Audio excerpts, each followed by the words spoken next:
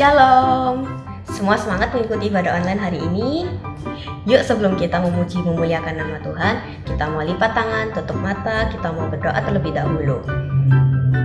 Tuhan Yesus, terima kasih Tuhan untuk kesehatan yang telah Kau berikan Tuhan kepada anak-anak-Mu ini Tuhan, sehingga pada hari ini Tuhan kami boleh berkumpul bersama-sama Tuhan mengikuti ibadah online pada pagi hari ini ya Bapa. Tuhan, bentar lagi kami akan memuji dan memuliakan nama-Mu. Kiranya Kau mau bertahta Tuhan atas puji-pujian kami ya Bapa. Walaupun ini ibadah online Tuhan, kami percaya Tuhan hadirat-Mu tetap nyata dalam ibadah online hari ini ya Bapa. Terima kasih Bapa, terima kasih Tuhan. Dalam nama-Mu kami berdoa dan mengucap syukur. Haleluya. Amin. Nah adik-adik, walaupun ini ibadah online, kita harus yakin dan percaya bahwa mata Tuhan melihat semua yang kita lakukan. Jadi kita mau mengikuti ibadah online ini dengan sungguh-sungguh ya.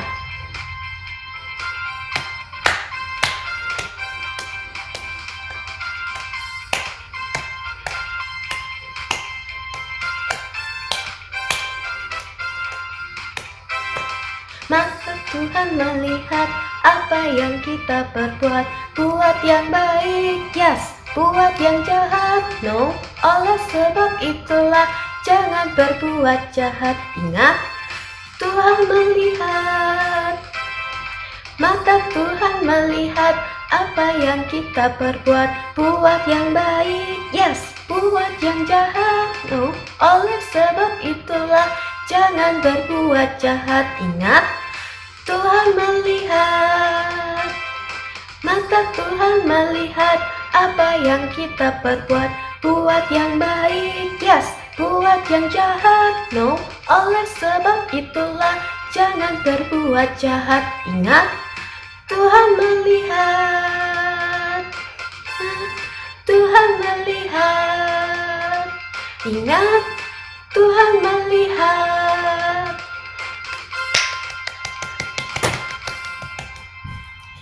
Wah, sudah waktunya mendengarkan firman Tuhan nih. Yuk kita mau sama-sama siapkan hati dan pikiran untuk mendengarkan firman Tuhan.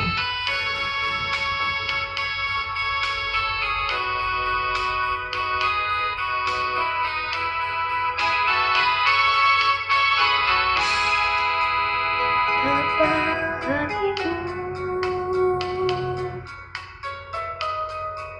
berterima kasih Yesus mengasihiku. Kau memilikiku, hanya ini Tuhan sembahanku, segenap hidupku, jiwa dan ragaku. Sebab tak ku miliki harta kekayaan yang cukup berarti untuk ku pasang tangan. Hanya ini Tuhan permohonanku, terimalah Tuhan persembahanku. Pakailah hidupku sebagai alatmu seumur hidupku.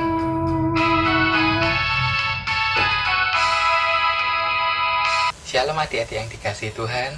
Senang sekali pada pagi hari ini Susuk bisa berjumpa kembali bersama-sama dengan kalian di dalam ibadah online. Dan sebelum kita sama-sama belajar firman Tuhan, pada pagi hari ini kita terlebih dahulu berdoa yuk. Bapa kami yang ada di kerajaan surga, terpujilah nama-Mu yang kudus Tuhan. Bapa, pada pagi hari ini kami akan sama-sama belajar dari kebenaran firman-Mu. Tuhan Yesus, urapi hamba-Mu Tuhan, biar Roh Kudus Kau sendiri berkata-kata melalui bibir hamba-Mu, biar semua kata-kata yang keluar Tuhan, benar-benar Tuhan bisa dimengerti sama anak-anak pada pagi hari ini. Mereka boleh melakukan kebenaran firman-Mu, mereka boleh menjadi alat-Mu Tuhan di dalam segala apa yang mereka kerjakan. Terima kasih Tuhan, urapi anak sekolah minggu yang saat ini mendengar Tuhan, biar firman-Mu ini diterima dengan sukacita dalam hati mereka dan boleh bertumbuh dan berbuah dalam kehidupan mereka. Terpujilah namamu Tuhan Yesus. Hanya di dalam nama Yesus Kristus Tuhan kami berdoa dan mengucap syukur. Haleluya. Amin. Nah, adik-adik, Susuk berharap kalian semua siap untuk mendengarkan kebenaran firman Tuhan.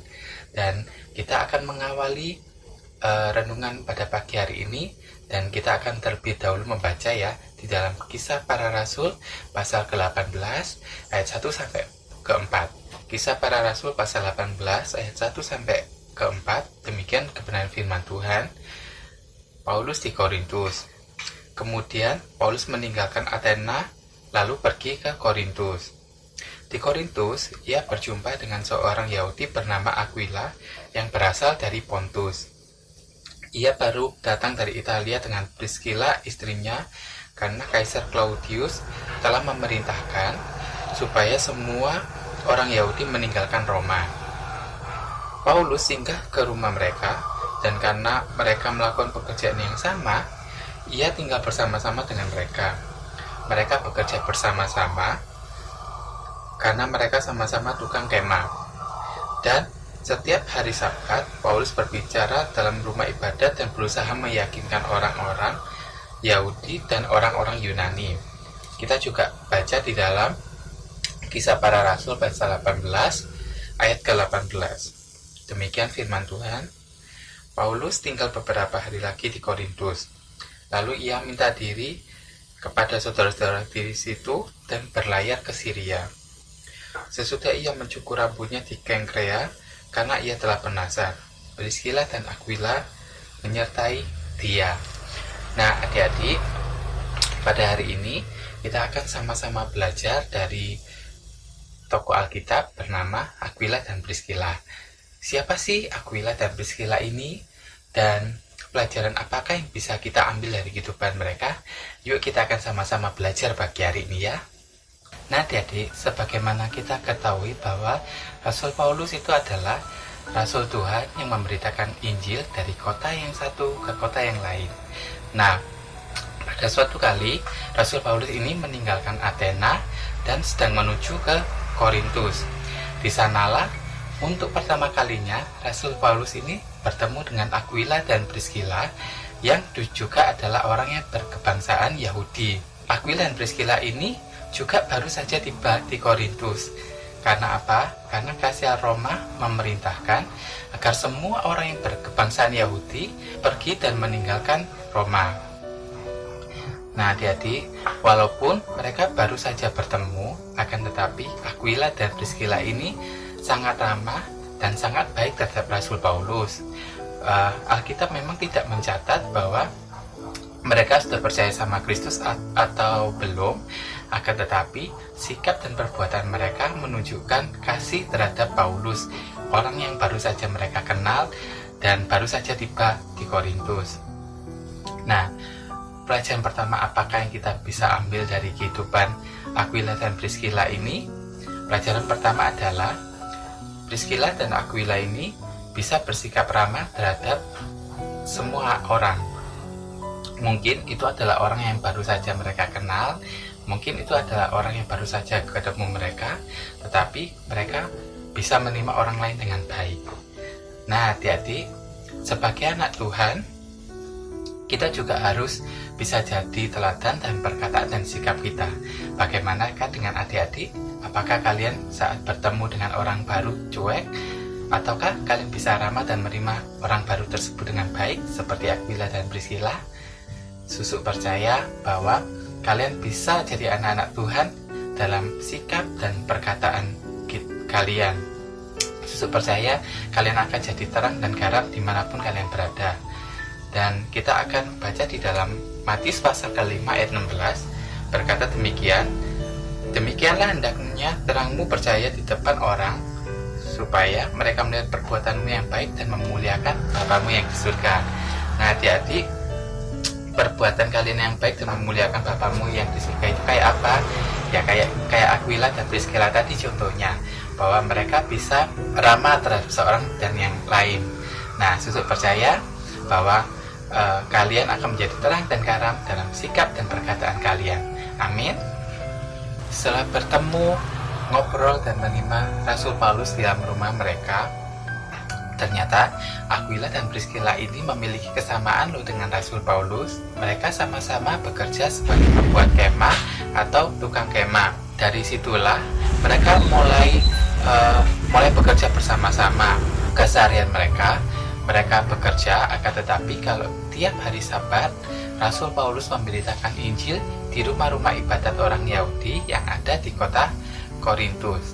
Pelajaran kedua yang bisa kita ambil dari kehidupan Priscilla dan Aquila ini adalah mereka adalah orang-orang yang rajin dalam pekerjaan mereka. Mereka bisa membagi waktu mereka antara bekerja dan beribadah. Susu percaya bahwa Tuhan ingin loh bahwa kita bisa menjadi anak-anak Tuhan yang rajin dalam bekerja dan belajar. Khususnya adik-adik, Tuhan pasti ingin adik-adik ini juga bisa rajin dan belajar. Dan Susu berdoa agar supaya makin hari, walaupun masa pandemi ini belum selesai, tetapi adik-adik tetap bersemangat di dalam belajar dan mengejar cita-cita kalian, dan pada akhirnya adik-adik juga bisa mempermuliakan nama Tuhan melalui studi kalian. Amin. Aquila dan Priscilla ini kan sudah tinggal bersama-sama dengan Paulus. Mereka bertiga juga sudah bekerja sama dalam pekerjaan mereka. Tidak terasa 1,5 tahun sudah dilewati oleh mereka bertiga. Dan Alkitab memang tidak mencatat bahwa Aquila dan Priscilla ini ikut memberitakan Injil sama seperti hanya dengan Paulus. Akan tetapi, kemanapun Rasul Paulus ini pergi dan memberitakan Injil, Aquila dan Priscilla ini selalu menyertai pelayanan Paulus. Namanya pelayanan itu pasti juga memiliki banyak kebutuhan toh. Nah, itu sebabnya Aquila dan Priscilla ini memilih untuk membantu pelayanan Rasul Paulus melalui pekerjaan mereka. Dengan demikian, pelayanan pemberitaan Injil Paulus ini semakin dipermudah dengan adanya bantuan daripada Aquila dan Priscilla. Nah, pelajaran terakhir dan pelajaran nomor 3 dari kisah ini adalah Aquila dan Priscilla ini ikut membantu pelayanan Rasul Paulus melalui pekerjaan mereka. Walaupun bukan sebagai pemberita Injil, mereka terbukti mengasihi Tuhan Yesus dari setiap pekerjaan dan perbuatan mereka. Nah, Susu juga berharap bahwa kalian mungkin belum bekerja, tetapi saat ini kalian kan masih belajar. Nah, Susu berdoa agar supaya kalian makin hari makin belajar dengan rajin, dengan giat, dan besok-besok kalian bisa memiliki pekerjaan yang bagus, dan pakailah pekerjaan kalian itu untuk membantu pelayanan gereja-gereja dimanapun kalian ditempatkan oleh Tuhan. Kita baca di ayat terakhir ya, kita mau baca di dalam Kolose pasal 3 ayat 23. Apapun juga yang kamu perbuat, perbuatlah dengan segenap hatimu, seperti untuk Tuhan dan bukan untuk manusia. Nah, apapun juga yang kalian perbuat, mungkin saat ini apa yang bisa kalian perbuat hanya belajar. Tapi belajar dengan baik, bukan seperti untuk manusia, tapi seperti untuk Tuhan, dan melalui studi kalian bisa mempermuliakan nama Tuhan. Amin. Nah, adik-adik, kita mau review ulang ya. Pelajaran apakah yang kita bisa pelajari dari kehidupan Aquila dan Priscilla ini? Yang nomor 1, Aquila dan Priscilla ini bisa bersikap ramah terhadap siapapun juga. Orang yang bahkan mereka kenal, mereka berdua bisa menunjukkan sikap menerima orang lain dengan baik. Dan pelajaran nomor 2 adalah Aquila dan Priscilla ini adalah orang yang juga rajin bekerja. Mereka bisa membagi waktu mereka antara beribadah dan bekerja. Mereka bisa mempergunakan waktu-waktu itu dengan sangat baik. Dan pelajaran nomor 3 tentang Aquila dan Priscilla ini adalah Aquila dan Priscilla ini ikut serta membantu pelayanan daripada Paulus. Dan Susu percaya melalui pekerjaan mereka, pelayanan Paulus sangat terbantu sekali. Nah, adik-adik, biar kebenaran firman Tuhan yang singkat ini bisa menguatkan dan memberkati adik-adik sekalian. Dan kita akan sama-sama tutup dalam doa ya. Bapa kami yang ada di surga, terima kasih Tuhan untuk renungan pada pagi hari ini yang sangat singkat Tuhan. Biar melalui renungan ini Tuhan, kami semuanya, adik-adik khususnya Tuhan, hamba-Mu berdoa agar supaya dimanapun mereka berada, mereka bisa menjadi orang yang ramah terhadap orang-orang yang lain Tuhan. Dan dimanapun mereka berada Tuhan, kelak mereka bisa rajin bekerja dan rajin belajar dan mempermuliakan nama Tuhan. Dan hamba-Mu berdoa Tuhan supaya adik-adik Tuhan juga suatu hari kelak melalui studi mereka, melalui pekerjaan mereka Tuhan, mereka juga bisa mempermuliakan nama-Mu Tuhan dengan bantuan dari mereka. Terima kasih Tuhan, terpujilah nama-Mu, meteraikan semua kebenaran firman Tuhan ini hati mereka, dan berkati adik-adik yang mendengarkan kebenaran firman-Mu ini. Terima kasih Tuhan, terpujilah nama-Mu, segala puji syukur, segala hormat kemuliaan hanya bagi nama-Mu yang kudus, hanya di dalam nama Yesus Kristus Tuhan kami berdoa dan mengucap syukur. Haleluya, amin. Oke adik-adik, sampai jumpa lagi dan Tuhan Yesus memberkati. Hai adik-adik semua. Wow, luar biasa. Adik-adik sudah menonton video ini. Adik-adik sudah ibadah, memuji Tuhan dan juga mendengarkan firman Tuhan dengan baik. Puji Tuhan ya. Pengumuman untuk minggu depan kita akan ibadah melalui Zoom meeting. Yeay. Bagi adik-adik yang belum mendapatkan Zoom ID dan juga passwordnya, bisa langsung scan barcode di samping ini untuk mendapatkan Zoom ID dan juga passwordnya. Jangan lupa untuk di-scan ya. Oke, jangan lupa juga untuk ajak teman-teman sebanyak-banyaknya. Oke, kakak tunggu di Zoom meeting minggu depan ya. Sampai jumpa. See you next week and God bless you. Bye-bye.